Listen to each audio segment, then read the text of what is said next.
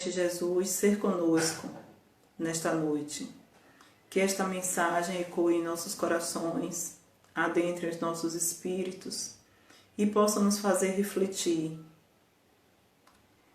para que a gente tenha uma vida de maior serenidade, de maior tranquilidade, construindo no dia de hoje o nosso amanhã. E com a prece que o Senhor Jesus nos ensinou, nós damos por iniciada a atividade desta noite. Pai que estás nos céus, santificado seja o teu nome. Venha a nós o teu reino de paz, amor e justiça. Seja feita a tua santíssima vontade aqui na terra como em todo o universo. O pão nosso de cada dia dai-nos hoje. Perdoai as nossas ofensas, assim como nós perdoamos a quem nos tem ofendido. Não nos deixeis cair em tentações, mas livrai-nos, Senhor, de todos os males, hoje, agora e sempre. Que assim seja. Muito bom, né, gente, estarmos aqui. Oi, Edivânia. Muito bom. Então vamos começar esse trabalho da noite, porque o tempo aqui, ele parece que corre mais rápido do que quando a gente está no presencial, né? Quando a gente pensa que não, já deu 50 minutos. Esse tema de hoje, né, a gente fazer um brinde à vida, não ao suicídio, como todos os temas que se propõem dentro da casa espírita, são temas muito delicados. São temas que têm uma vastidão de interpretação, de reflexão. São temas que a gente nunca faz uma análise tão superficial deles, né? E não tem como a gente trabalhar esse tema, mesmo a gente querendo fazer um brinde à vida, sem se deter um pouco a este tema delicado que é o suicídio. O suicídio não é uma ação simples, não é, a análise dela também não pode ser tão simplista, envolve uma série de questões. Nós não podemos correr o risco de sermos até injustos, né, ou precipitados na avaliação dessa questão. Muito menos nos predispor ao julgamento, né, julgar aquele que comete, porque definitivamente as razões que envolvem essa questão, elas são inúmeras, mas uma delas está no cerne do problema, sem sombra de dúvida, seja qual for a causa, seja qual for a razão desta atitude, o cerne do problema é o sofrimento. O sujeito que chega a este ponto, ele está num processo de dor absurda, né? Absurdo. Ele vem sofrendo muito. E, em geral, as pessoas que cometem o suicídio, elas não querem morrer. Elas querem acabar com a dor. E nesse processo de tentar acabar com essa dor, né, com uma série de outras questões envolvidas, em algum momento acham que a morte ela vai ser uma saída, uma solução para exterminar essa dor. Quem não passa por esse processo, talvez não consiga ter a dimensão do que seja isso, né? A gente que não está e que não vivencia, não tem a real noção do tamanho dessa dor, do tamanho dessa angústia, do tamanho desse desespero. Então, o que nós podemos fazer, antes de tudo, diante de pessoas que estão na tentativa e que, seja porque estão doentes pela depressão, sejam porque carregam um sentimento de culpa, seja qual for a razão, a primeira coisa que nós, enquanto cristãos, nós, enquanto irmãos, né, nós que nos propomos o papel de evoluir, né, de construir evolução, é o acolher. O acolhimento é sempre o melhor caminho, porque e não dá para acolher pessoas que estão neste processo com fórmulas às vezes tão prontas, como muitas vezes a gente ouve as pessoas dizer, tenha fé. Não é falta de fé. Não é falta de fé. Nem sempre é falta de fé. É dor. São processos diferentes. É angústia. É uma angústia que não tem tamanho, né? Então, a gente colocar... E muitas vezes essas pessoas estão tentando de todas as formas e rezam, e pedem, choram, mas a angústia, a dor tem sido maior. Então, não podemos minimizar isso no campo da crença, né, de que está faltando fé. Não é só uma questão de fé. A gente não pode também, às vezes, tenha coragem, você é isso, você é aquilo, que também não é uma melhor forma de acolher, né? Então, são pessoas que precisam de um apoio profissional, são pessoas que muitas vezes precisam da terapia, da psicologia, às vezes da psiquiatria, porque tem questões que são químicas do nosso organismo, né, que são biológicas e que às vezes uma determinada descompensação química, né, principalmente quando ela vem através de uma depressão, pode sim gerar esses pensamentos e esses desejos. Então, muitas vezes é necessário o apoio psiquiátrico. E muitas vezes é preciso sim, e quase sempre, do apoio espiritual. Mas não o apoio espiritual do que ataca ou do que julga, mas o apoio espiritual daquele que acolhe, daquele que diz, meu irmão, você não está só, nós estamos aqui. Quando essa pessoa adentra uma casa espírita, que a gente possa dizer a ela, você chegou no lugar certo, aqui você vai encontrar ajuda, aqui as pessoas estão, nós estaremos aqui abertos para lhe ajudar, né? Então é essa pessoa não se sentir só, nem se sentir mais acuada do que está se sentindo. E todo esse processo ele vai demandar tempo, ele vai demandar diversos investimentos para que a pessoa não chegue a esta situação. Mas vamos supor que alguém chegou, né? E como nós estamos numa plateia virtual, a gente não pode achar que aqui também não estão os irmãos desencarnados, né? Nós também somos instrumentos nesse momento.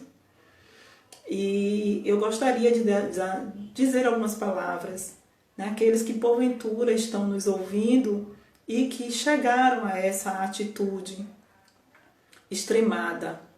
Olha, antes de tudo, Deus é misericordioso. Deus é bom. E a gente precisa colocar isso dentro do nosso coração. Deus é bom. Jesus, ele é o bom pastor.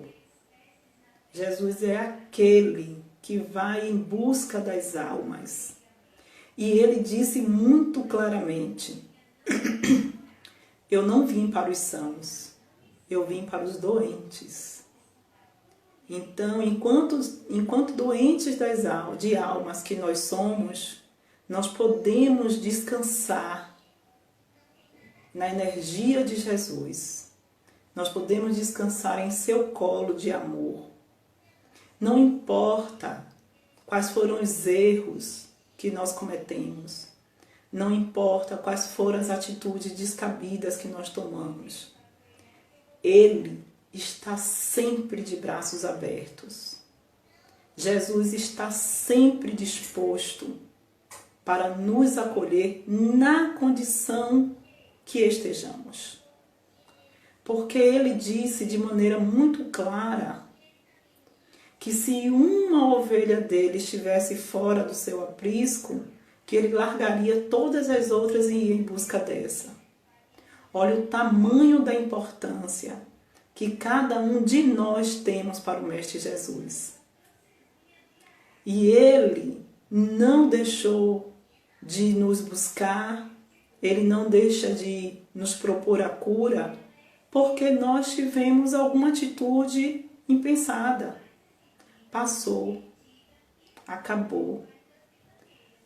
Já se foi constatado que a morte não existe e que agora é a oportunidade de recomeçar.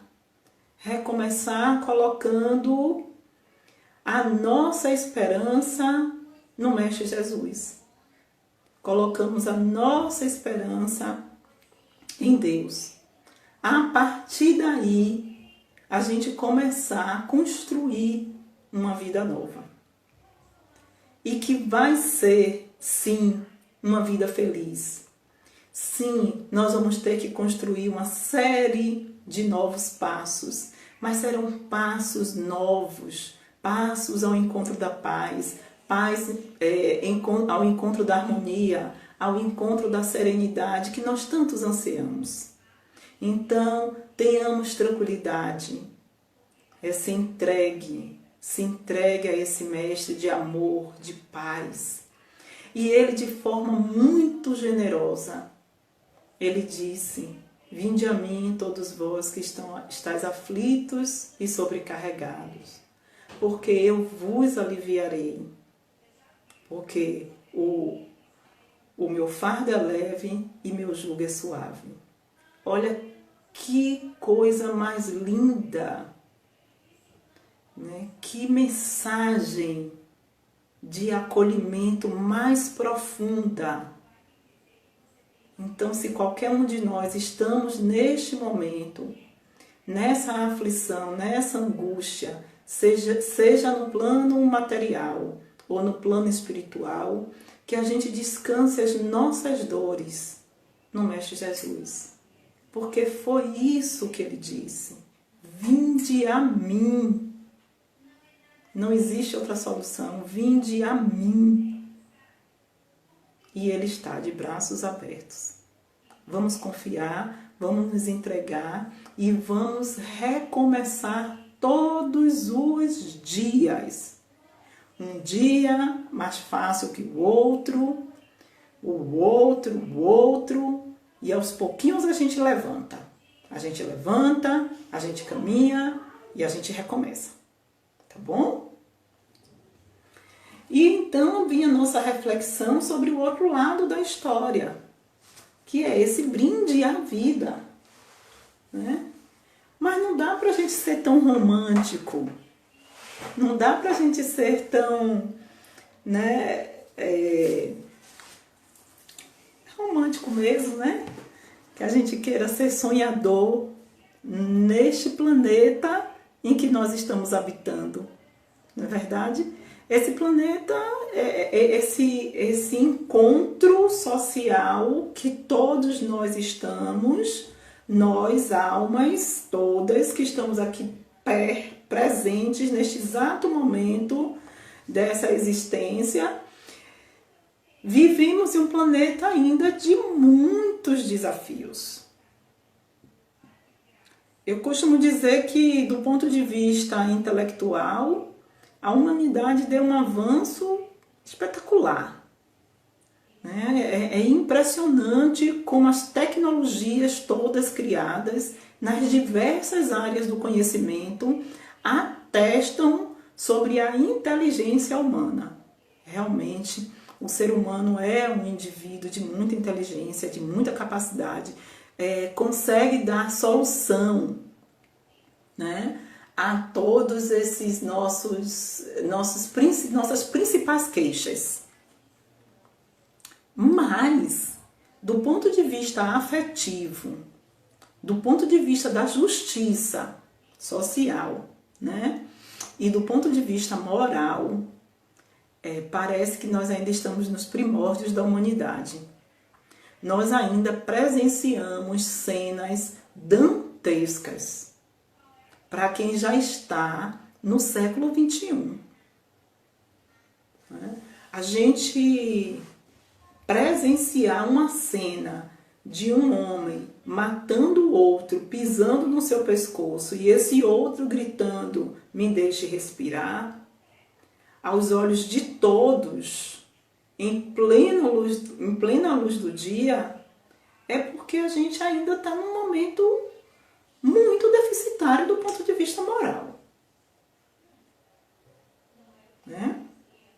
Essa é uma cena, talvez, uma das cenas mais marcantes do ano de 2020, mas aqui no nosso próprio país a gente tem tantas outras cenas dantescas, muitas que não chegam à televisão, mas que a gente presencia no nosso dia a dia, no bairro, no ônibus, na rua, dentro às vezes dos lares.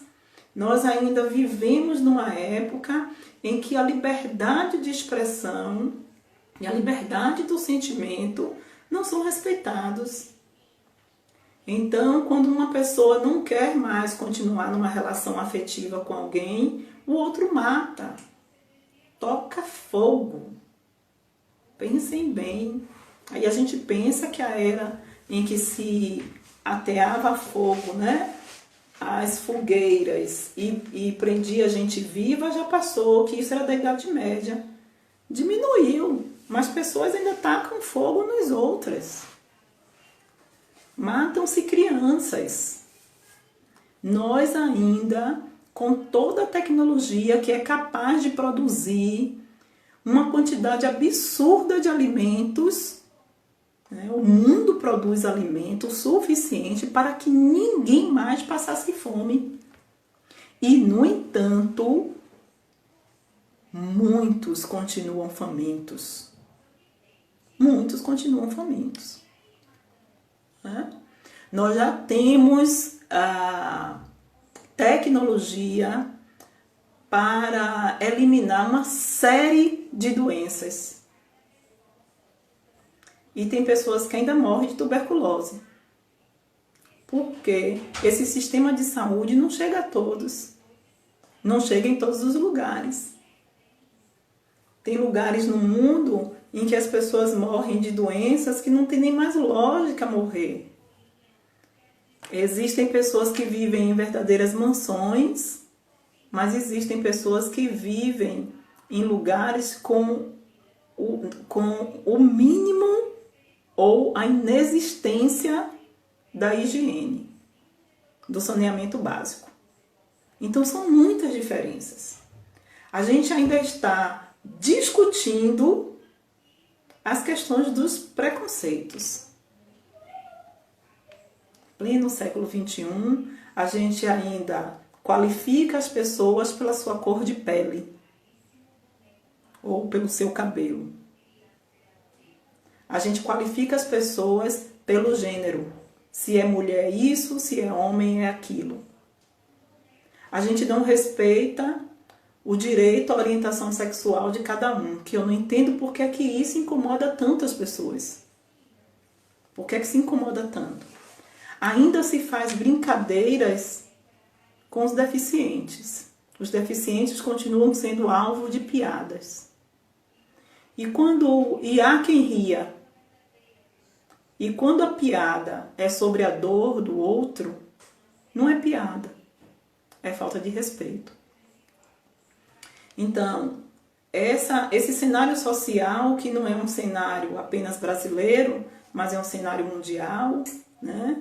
Onde a mulher, no Brasil até que a gente já consegue, com toda a luta, um pouco mais de expressão, mas existem lugares, principalmente no Oriente Médio, onde as mulheres não podem nem estudar ainda. Nem estudar ainda. Né?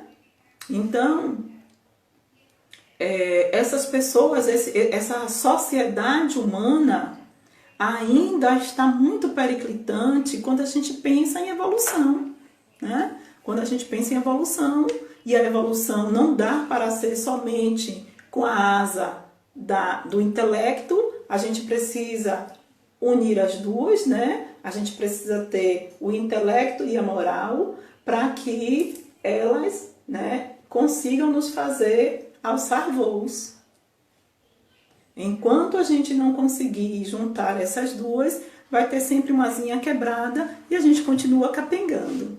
Na verdade, esse cenário, que parece muito distante às vezes de nós, ele não é. Ele está aqui imbuído no dia a dia, porque essas grandes crises, elas começam nas pequenas crises e muitas vezes começa dentro do nosso sistema de crença que está dentro do nosso lar. A falta do respeito, a opinião de quem está dentro de nossa casa. Dentro de nossa casa. A gente às vezes não aceita o jeito de ser diferente do irmão, do pai, da mãe. E a gente cria verdadeiras guerras dentro dos lares, porque a vida social, ela é também um reflexo da vida íntima, do que se acontece dentro das casas. Nós cultuamos muitos deuses, e quando a gente pensa isso, a gente está pensando, não estou falando aqui de religiões politeístas, não. Eu estou falando do Deus da bebida, por exemplo. Onde a gente tem, as pessoas cultuam, existe um culto a isso. Né? As pessoas têm que beber todo final de semana, todo dia. As pessoas têm a necessidade da sexualidade transgressora. Não sou contra a nenhum tipo de diversão. Longe disso, não é disso que eu estou falando. Mas eu estou dizendo dos exageros que a gente comete, né? Da necessidade do uso da droga, da necessidade do uso dessa bebida desregulada, da necessidade desse sexo desregulado. E aí quando a gente vê, a gente está intricado com problemas tão graves, né? E a gente abre espaço também para que todo esse sistema de prostituição, ele continue. Porque a prostituição é tudo aquilo que me leva a um desregramento. E muitas vezes eu consumo esse produto.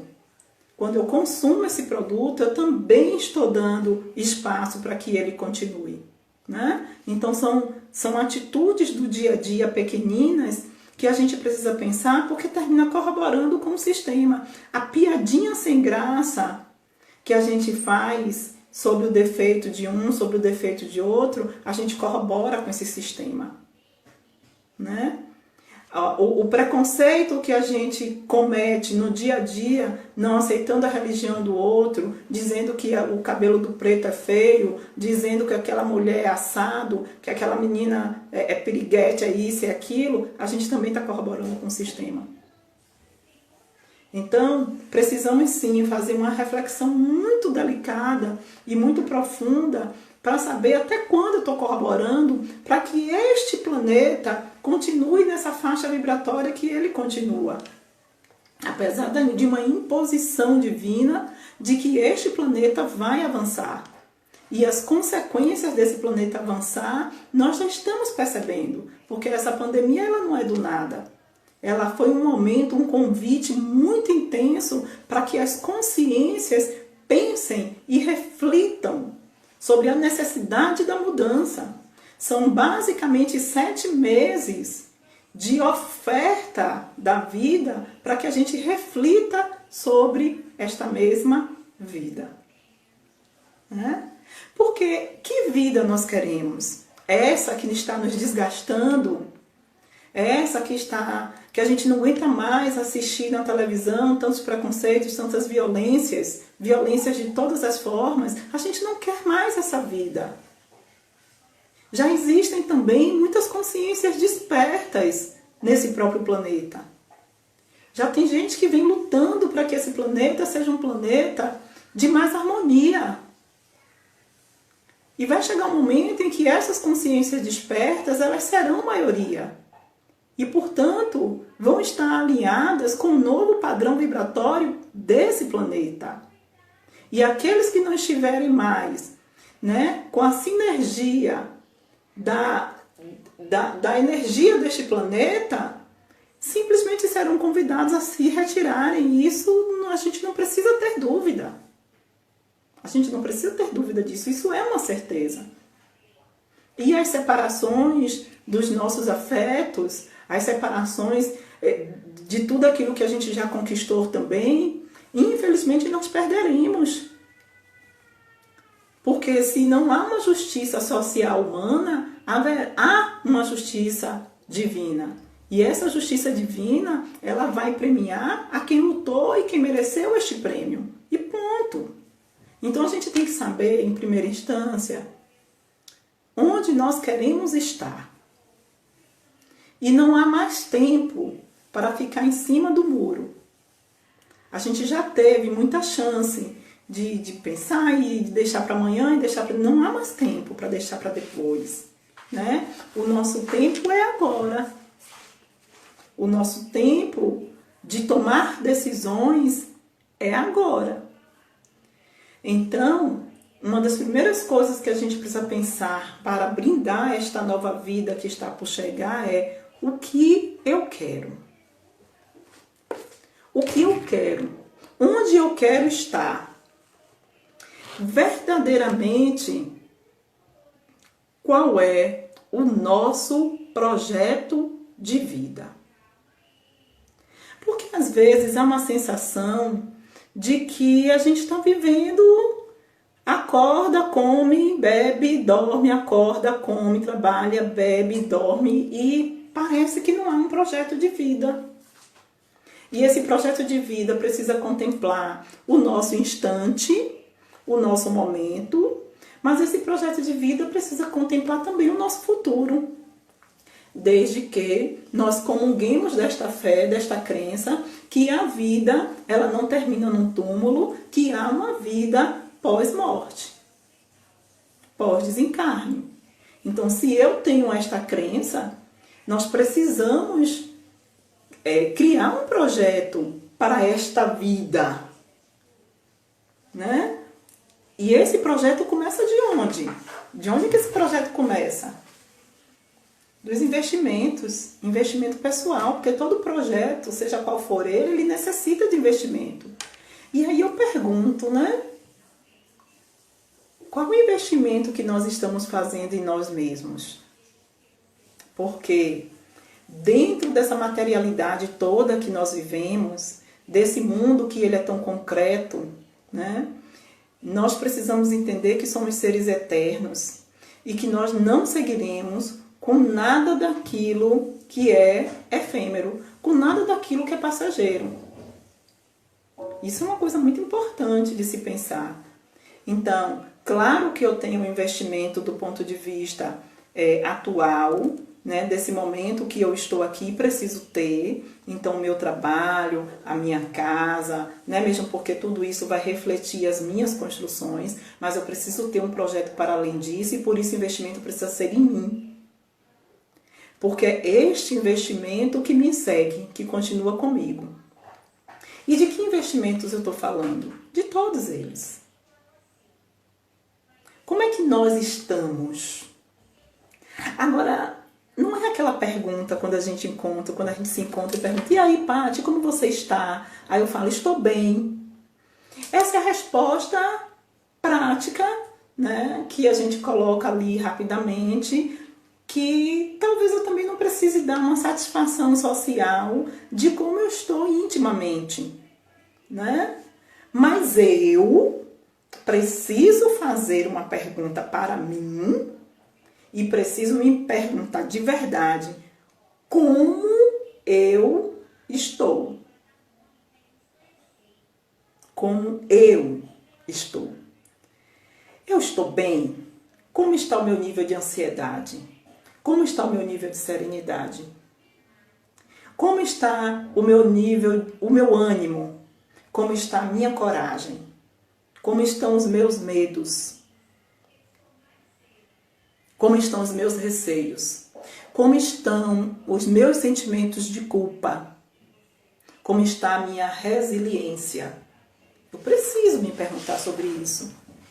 Porque se dentro de mim ainda existem muitas feridas, se dentro de mim ainda existem muitas dores, se dentro de mim ainda existe raiva, se dentro de mim existe mágoa, se dentro de mim ainda existem fatores que me desestabilizam, que nos meus momentos de solitude, durante as minhas noites, as minhas lágrimas caem, porque as angústias estão dentro de mim, eu preciso levar isso a sério.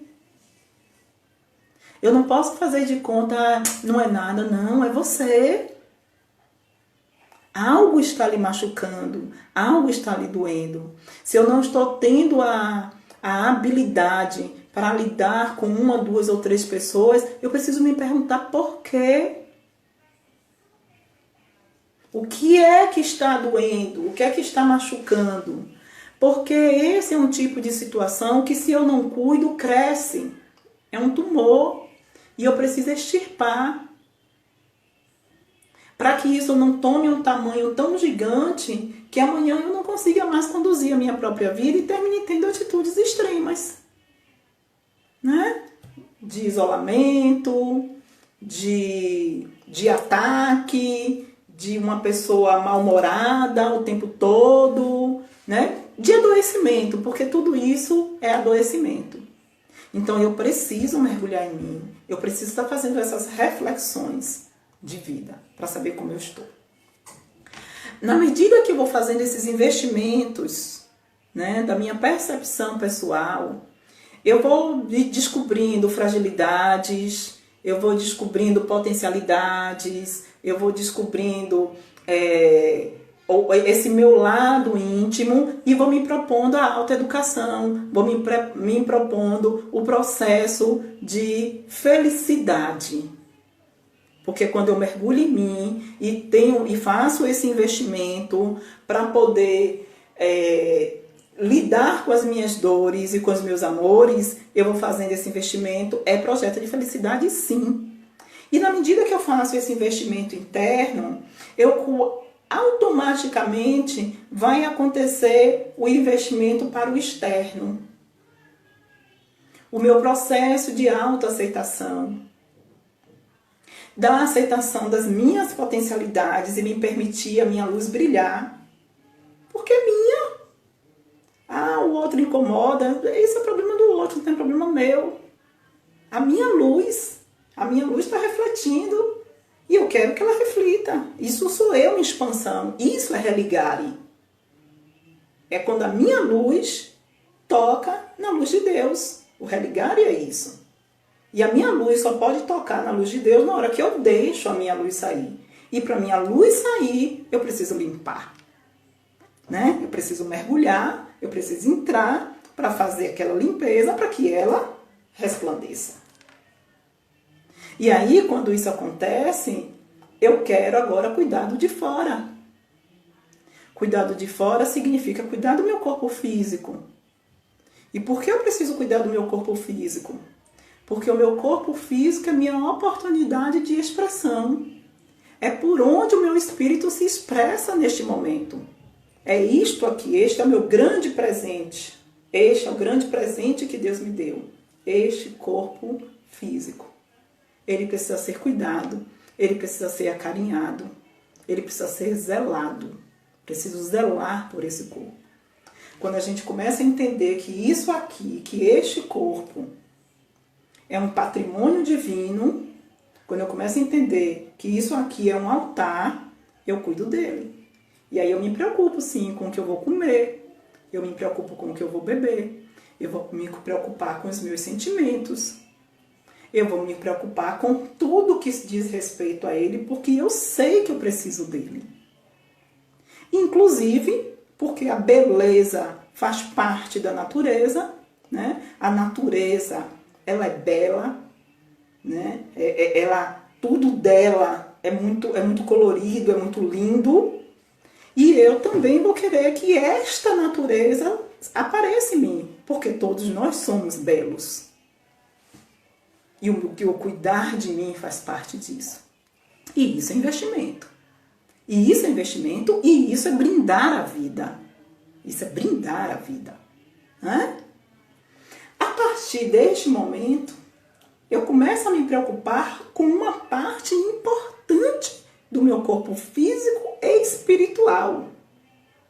A sede, eles vão se encontrar, que é a partir do meu corpo mental. Que pensamentos eu estou cultivando? Com quem eu estou me afinando? Né? Quem são as pessoas que estão fazendo parte? Quem são as pessoas que eu estou deixando fazer parte? Quem são as pessoas que eu vou dizer eu não vou deixar? Porque vai me desequilibrar, porque vai me desajustar. E neste momento tão importante, porque sujeitos carentes que somos, tendemos a aceitar toda e qualquer migalha. Toda e qualquer migalha a gente aceita. Quando a gente descobre que não.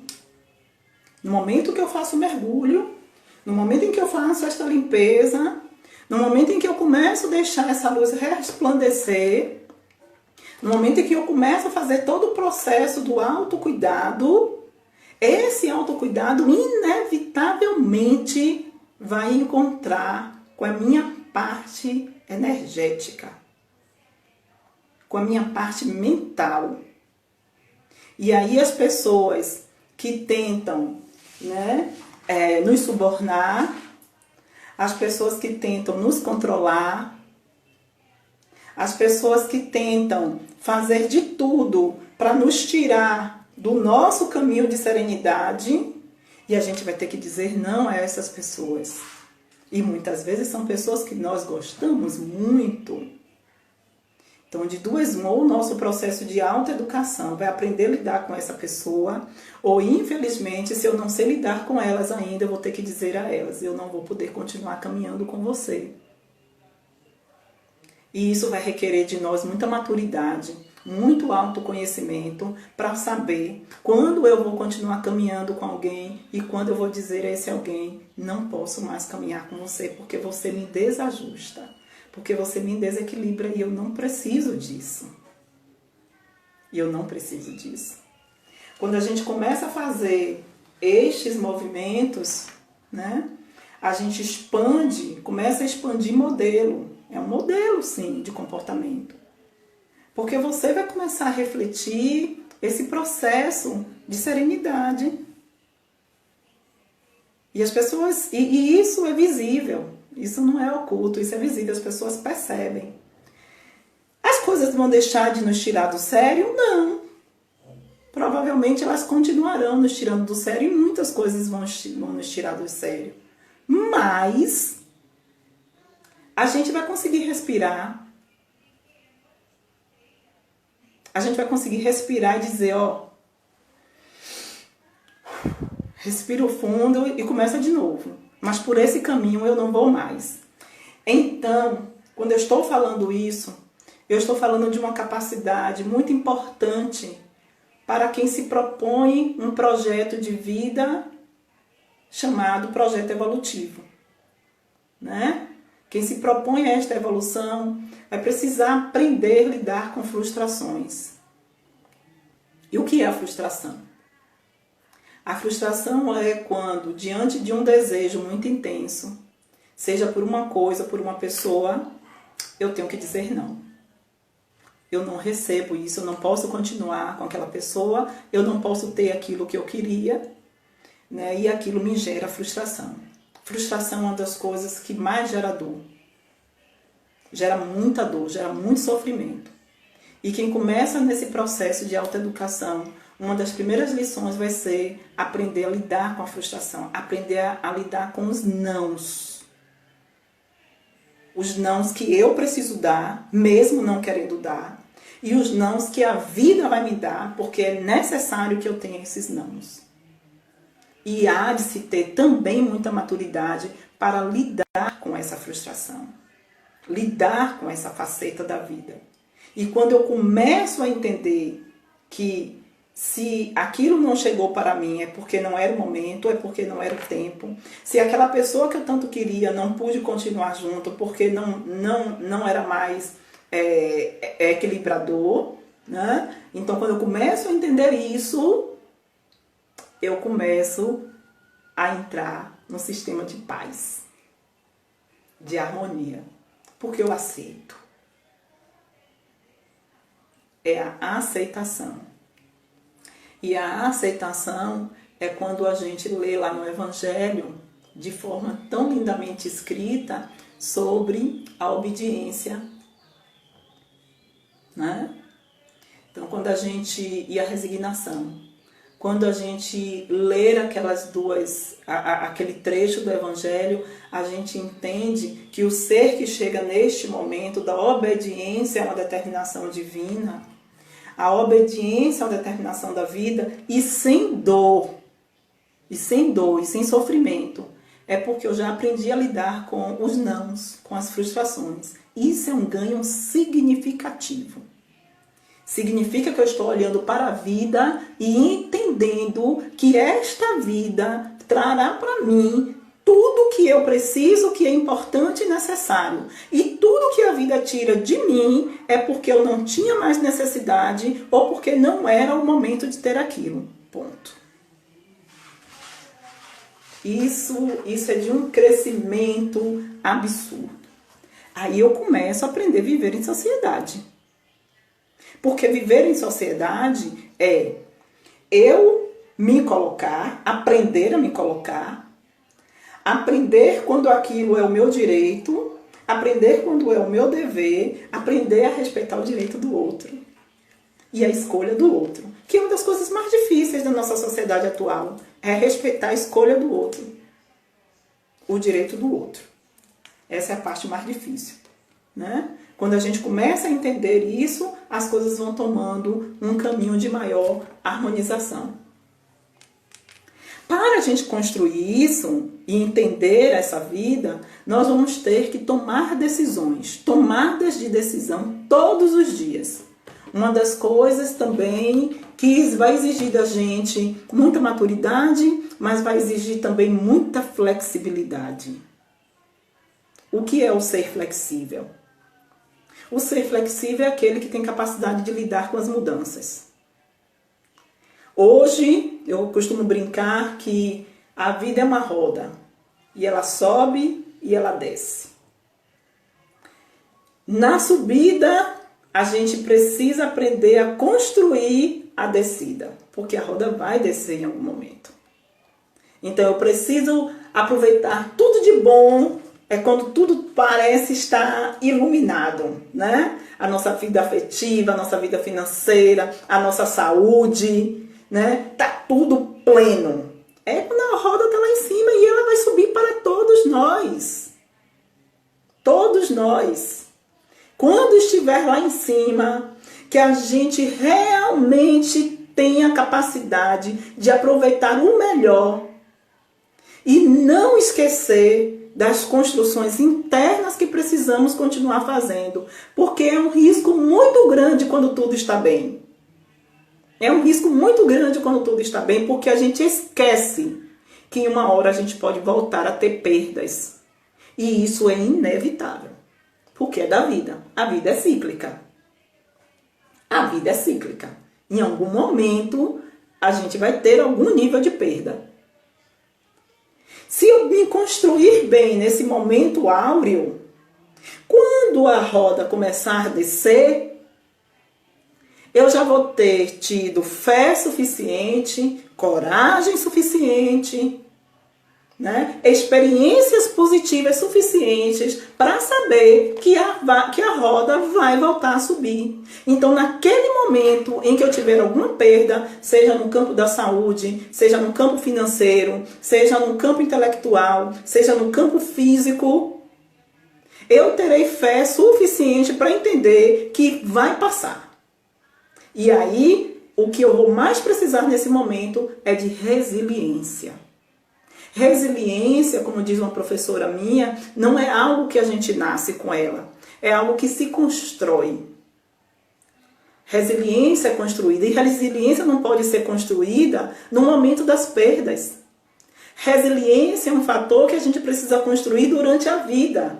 Porque no momento das perdas, nós precisamos ter valores já construídos e sedimentados. A gente não pode deixar para ter os valores na hora que a gente está mais fragilizado. Os valores precisam ser construídos continuamente. Então, eu preciso exercitar a fé no momento da minha dor, mas eu preciso exercitar a fé no momento da bonança. Né? Porque quem quer construir fé só na hora do desespero não é fé, é desespero puro. Meu Deus, me ajude, me ajude, me ajude. Quando estiver tudo bem, quando Deus estiver ajudando, volta a esquecer e se perde de novo. Então, quando a gente fala dessa construção interna, desse mergulho interno, para se conhecer, para saber como é, para valorizar essa vida que está fora, é porque essa vida é cíclica. E na hora que eu tenho essa resiliência no meu momento de dor, no meu momento de perda, nesse momento de perda, eu vou me fortalecer ainda mais para novamente quando a roda subir. E aí, minha gente, quando eu começo a viver, né? Quando eu começo a viver dentro desse sistema de avaliação, de saber como é que eu estou contribuindo com os processos sociais, né? De não deixar de exercitar a caridade, de não deixar de ser solidária, de não deixar de entender o problema do outro, mesmo quando ele não é diretamente meu, né? Mas quando me coloco no lugar do outro. Quando eu começo a fazer esse movimento, eu estou fazendo uma educação para a morte. Isso é o que é. E isso fecha esse projeto de vida. Porque enquanto tudo outro parece tão material, na hora em que eu faço a minha educação para a morte, no meio de todos esses processos do dia a dia, eu estou garantindo também esse retorno a essa pátria espiritual de uma maneira melhor do que eu cheguei. Porque se o meu projeto de vida é um projeto de evolução, se o que eu quero é evoluir, eu não posso pensar em evoluir pensando só em mim. Eu preciso pensar em mim, partindo de mim para o todo. Porque eu estou e sou parte deste todo. Porque é essa congregação humana que precisa estar toda equilibrada. Enquanto um estiver doente, ninguém vai estar totalmente saudável. A saúde só vai ser plena quando todos nós estivermos juntos, pensando em si e no outro. Então, que Deus nos dê essa capacidade de perceber essa necessidade de investimento pessoal para que a gente valorize esta vida. Que esta educação para a morte seja uma necessidade, uma busca nossa todos os dias. Todos os dias. Porque quem tem a capacidade de se educar para o porvir está vivendo muito bem hoje. Se a nossa mente está preocupada de como nós vamos chegar do outro lado, é porque nós estamos valorizando essa vida, sim. Então, que cada um de nós se fortaleça. Aceite o convite de Jesus quando ele diz: eu sou o caminho, a verdade e a vida. Ele é. Quando a gente aprender a seguir a Jesus na sua plenitude, a gente não vai querer outra coisa a não ser a vida. Porque ele disse que ele tem vida em abundância. É isso que nós queremos. É essa vida crística. É essa vida abundante. Aqui, hoje e no futuro. Que assim seja, meus amores. Um beijo nos corações e até a próxima.